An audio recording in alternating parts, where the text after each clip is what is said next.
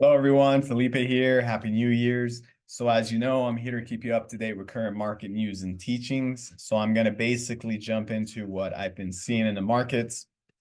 So today I'm just going to be talking about the banking sector and specifically Citigroup because I've noticed they've been selling or exiting a lot of markets recently, which is basically a form of them restructuring. And typically when banks restructure is that they're in trouble, right? Or they're trying to get rid of bad investments or assets that they hold. So Citibank, first and foremost, is exiting the municipal bond trading and underwriting. And as you know, the bond market has recently, since the Fed had hiked rates, has had a dramatic drop, right? Or you can even say a crash because the bond markets have dramatically dropped. Yes, they're paying more interest, but their actual value has declined dramatically because said interest rates have gone up, right? So for example, here we have an example of a municipal bond ETF, and you can see here not too long ago, this municipal bond, basically securities were selling near the COVID crash levels. So the bond market has not been great to people holding long-term bonds, right? They're actually holding pretty decent paper losses due to the rise of interest rates. So Citibank has basically been saying that they agree to sell its China unit to HSBC Bank China as it sheds assets to simplify operations, which is basically restructuring, right? They're exiting bad assets and potentially at the worst possible time, right? So they're selling it for a lot cheaper because if you look at the Chinese economy, they have literally gone through a depression over the last couple of years. Their capital markets have absolutely gotten hammered. You can just look at the HSI index to kind of get an idea of how the Chinese market has been doing. So Citi noted that the transaction is expected to close in the first half of the next year.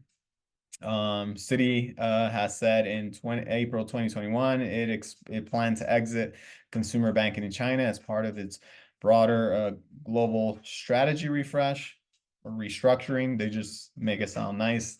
At the time, it indicated that it would be leaving 14 of its consumer franchises around the world and has already pulled out of 8. So they're selling a lot of assets and they're getting out of a lot of markets and potentially at a loss. So otherwise they wouldn't be doing it. On another note, the inversion yield curve has been signaling, potential recession to come. We didn't see that in 2023. Um, uh, because honestly, the tech market has been doing great, right? The magnificent seven, such as Tesla, Facebook, Nvidia, and all those have been performing great. And actually, they have great fundamentals.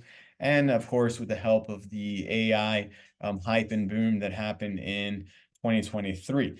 What's to come in 2024, I have no clue. But I don't see any developments of the equivalent of the AI hype and boom popping up since it already did in 2023. This is kind of scary. The paper losses that banks are holding altogether is insane. Never been this nasty. And yeah, this doesn't mean anything at the moment unless a panic occurs and unless some sort of crisis occurs in the markets that cause other equity prices to drop, meaning that depositors might potentially freak out and withdraw their funds from these banks, causing these banks to actually take these paper losses, which will be absolute catastrophic. It would be like adding gasoline to fire, right? It's just an additional thing that would amplify whatever potential crisis could occur if it does, because then all these banks would have to take these massive paper losses they're currently holding. And we already basically saw a bailout last year of a lot of banks by the Fed pumping a bunch of money into the market or into the banks like they always do to bail out the banks during the whole Silicon Valley and First Republic and New York Signature Bank collapse, right? So we can see here that these banks are actually threading on thin ice with all these paper losses they're holding in their balance sheets, right? Doesn't mean nothing at the moment, right? Because if they can hold them to maturity, no big deal. But if a panic or a crisis does occur, this is going to add fuel to the fire, right?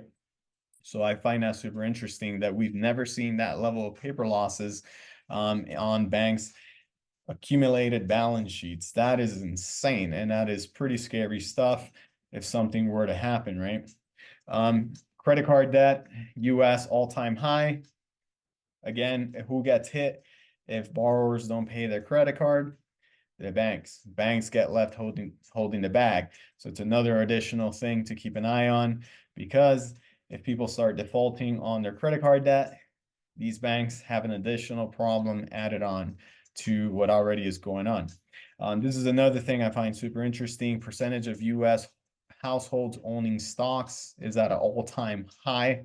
And why this stands out to me is basically this. I'll basically use this quote to paint the picture, right? The investment public usually does not come into the market in force until a bull market has already ran its course. And it does not get out until late in a bear market. This has historically always been true over and over and over again. The investment public usually does not come into the market in force until after a bull market has pretty much ran its course, and does not get out, unfortunately, until late in a bear market. So I find it interesting that a lot of households are owning stocks currently. So let me jump into Citi Group's financials, right? Let's see what's going on. I haven't seen too many things jump out to me. But basically here, their net income is down from the prior year. Here we can see for 2021, they had $21,952,000,000 of net income. And as of this year, they have $14,845,000,000 of net income. So it's down quite a bit for 2022 compared to 2021.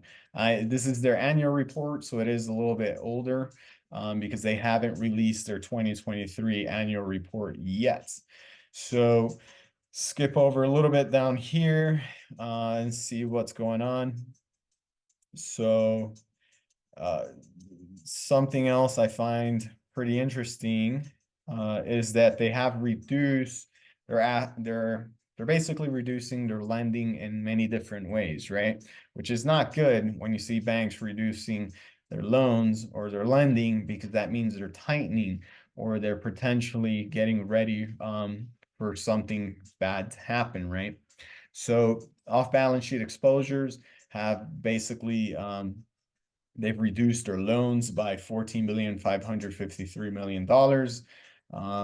As well as general credit risk exposure, they've reduced that by $26 billion, and repo style transactions by $15 billion. What are repo style transactions? Is another complex form of investments that banks do that sometimes is very hard to understand this stuff. But basically, a repo style transaction is an umbrella term, right? It encompasses several similar transactions, much like a citrus fruit describes both tangy lemons and sweet oranges, right? So this includes repurchase agreements, which are repos. They are essentially temporary security sales with prearranged buybacks. The bank sells securities, usually high-quality government bonds, to a counterparty, usually another bank, for cash, then repurchase them at a slightly higher price, earning interest in the interim. It's like lending with securities as collateral, but with a formal repurchase agreement. A security, and then another additional thing added to a repo style transaction is security lending and borrowing. Here, the bank lends its own securities to another party for cash or other securities as collateral. It gets income from the lending fees, but loses temporary access to the underlying asset and faces counterparty risk. So they lose access to those assets where if something negative occurs, they can't immediately sell them. And then finally, reverse repos, which are the opposite of repos, right? Think of this as a mirror image of a repo. The bank buys securities from a counterparty with the agreement to basically resell them later at a higher price. This provides short-term financing for the banks while offering counterparty a secured investment with a guaranteed return. So that's how complex some of these investments are, and these all fall within the umbrella of repo style transactions. So here, basically, they've reduced exposure to wholesale, and of course, as I was saying, repo style transactions, wholesales is like commercial loans, things along those lines, but they're reducing a lot of lending is what I'm trying to point out, which is always a bad sign when banks stop lending, right?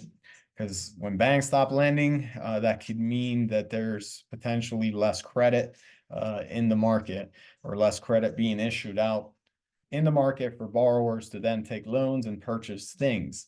And that's usually when credit freezes if a lot of banks stop lending, right? And that usually leads to bad consequences. So basically skipping ahead over here, another thing that stood out to me and is pretty deep down their financials. Sometimes they love hiding stuff pretty deep down their statements because they don't want people to see this stuff.